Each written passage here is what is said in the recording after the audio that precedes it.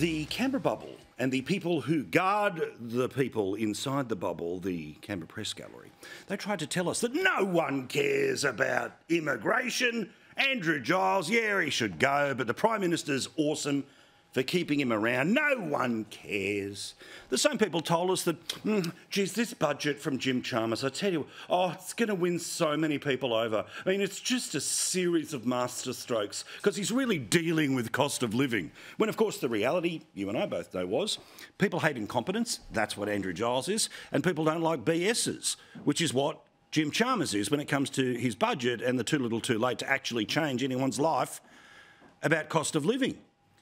So surprise, surprise, when the Newspoll dropped, surprisingly, right in the middle of a long weekend for many, it showed a change in fortunes, where Labor is falling back to basically where they were at the last election, but more importantly, the two-party preferred, now 50-50. Now, given the way that the 150-odd seats of the parliament where they are and the 76 that you need to become a government, the Labor Party ends up going, OK, 50-50 is not bad, we're still in with a chance. In fact, we would end up in a minority, but still we would get more people on the crossbench because of those damn teals. But 50-50, remember, the Prime Minister said, I haven't lost a Newspoll yet. Well, you got about as close as you can without actually losing a Newspoll. We'll see what happens again in about a month's time. Primary vote, though, ALP 33%, Liberal Party and National Party together 39%. Really important because the coalition in traditional elections would get very close to winning an election with a 39% primary vote. Why? Keep this up, guys, because I just want to go up and down these numbers for people. Because in the same way that you turn around and see if you add the Greens 11 to Labor's 33, you'd get 43%.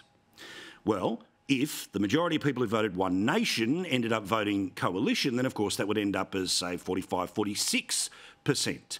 They would, of course, end up in front. So that question of other matters. Now, this can be everything from the left-wing teal independents all the way through to the right-wing freedom-focused United Australia Party.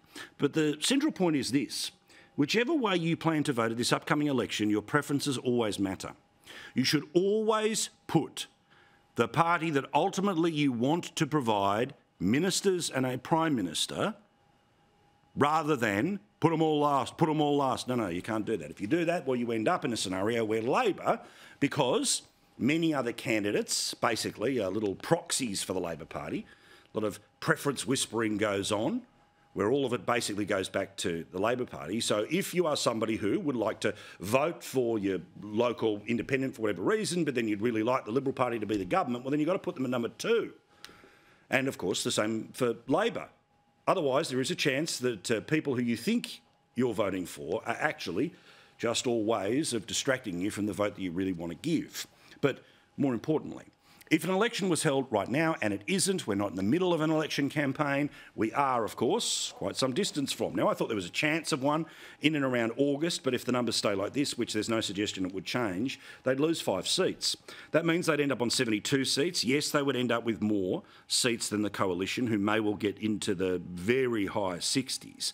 But this would mean the Labor Party would need at least 4 crossbenchers to form the 76 seats required to become the government.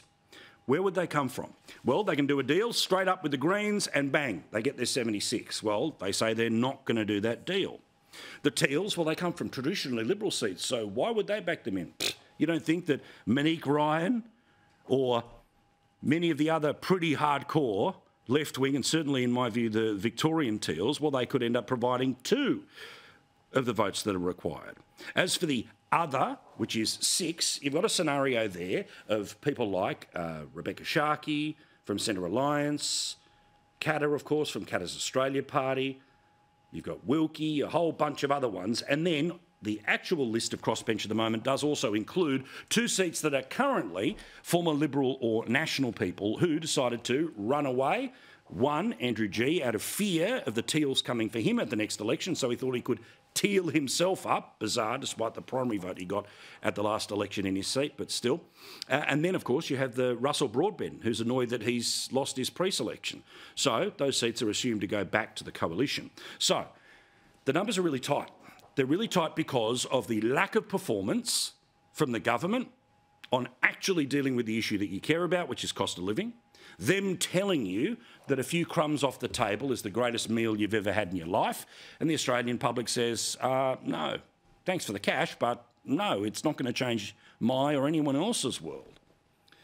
And of course the incompetence of Andrew Giles, which we constantly kept being told by people inside the Canberra bubble, no one cares, doesn't matter. Well, maybe they were paying attention to every single day, where there was more evidence every single day that helped to build to the narrative. And I often talk about politics as narrative, not news, good guys, bad guys, good ideas, bad ideas.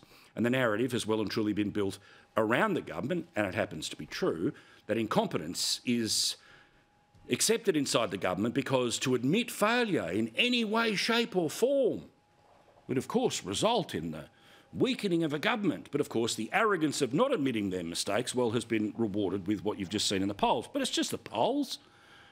Now remember, the polls told us that Don't Know was leading Anthony Albanese as preferred Prime Minister about this long away from the last federal election, and it didn't quite turn out that way, did it?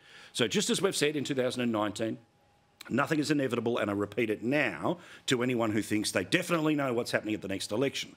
The most likely and most logical outcome is that we're going to be talking about minority government. Just how many people they have to go to the crossbench is the question between now and the election.